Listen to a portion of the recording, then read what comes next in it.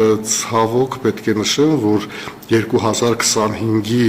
ցուցանիշը համադրելի է հետհեղափոխական 2019 թվականի, հետպատերազմյան 2021 թվականի տվյալների հետ եւ այդ քանակական աճը եթե այն ժամանակ շատ ավելի միգուցե սպասելի էր, ապա 25 թվականին որևէ այդպիսի արտարբուց բաներ չի եղել, եթե չհաշվենք այդ մշտական արճակատում ընդդիմություն իշխանություն եւ եկեղեցու վերնախավի հետ նաեւ այդուհանդերձ ես պետք է ասեմ, որ արձանագրվել է 63 դատական գործ, որոնցից ճնշող մեծամասնությունը ընդդեմ լրագրողների եւ լրատվամիջոցների, որոնց ճնշող մեծամասնությունը հենց վիրավորանքի եւ զրպարտության հիմքով է, եւ երկու գործ էլ եղել է հեղինակային իրավունքը պաշտպանելու նկատառումով։ Եվ եթե մենք համեմատում ենք կրկին այս ցուցանիշը նախորդ տարվա հետ, ապա տեսնում ենք, որ 24 թվականին 43 դատական հայց է ներկայացվել ընդդեմ լրագրողների եւ լրատվամիջոցների, 43-ն էլ վիրավորանքի եւ զրպարտության հիմքով են եղել, իսկ 2025-ին 61-ն է,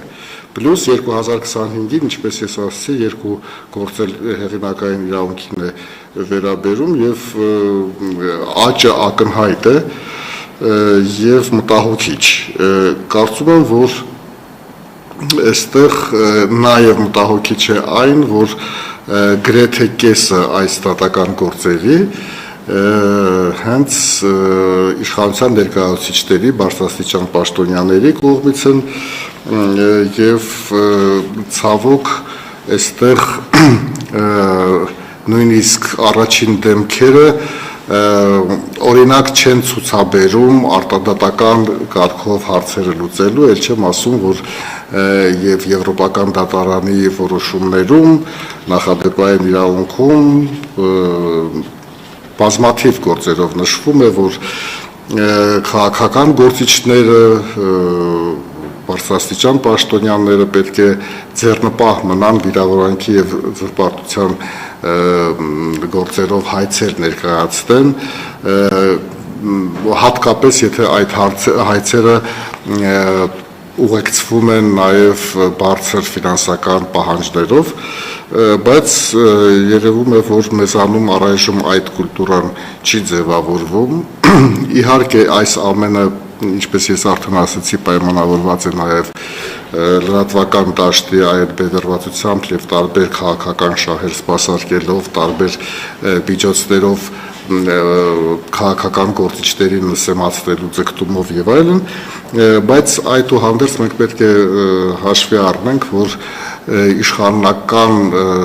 վերնախավը բազմաթիվ այլ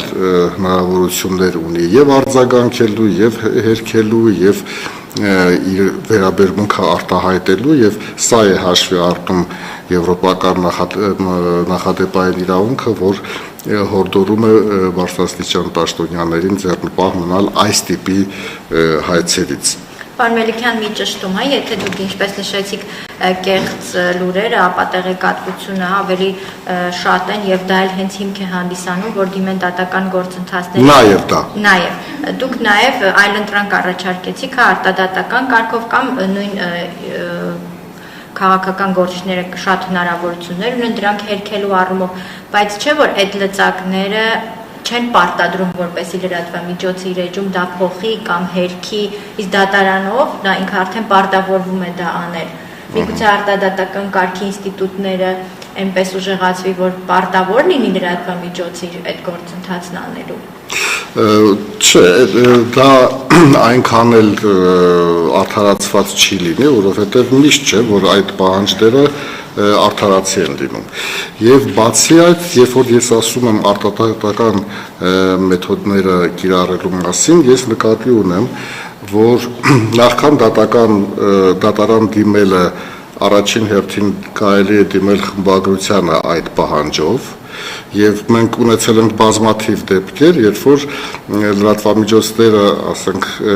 մեզ դիմելով եւ փորձագիտական գնահատական հայցելով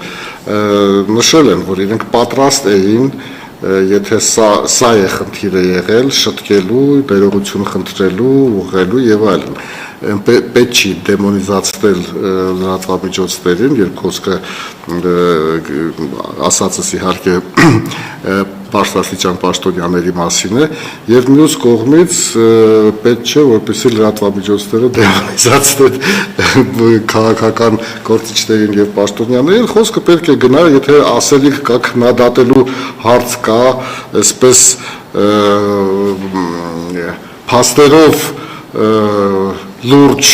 հանրային նշանակություն ունեցող հարցերի շուրջ քննադատելու հնարավորություն կա, դա է պետք անել եւ ոչ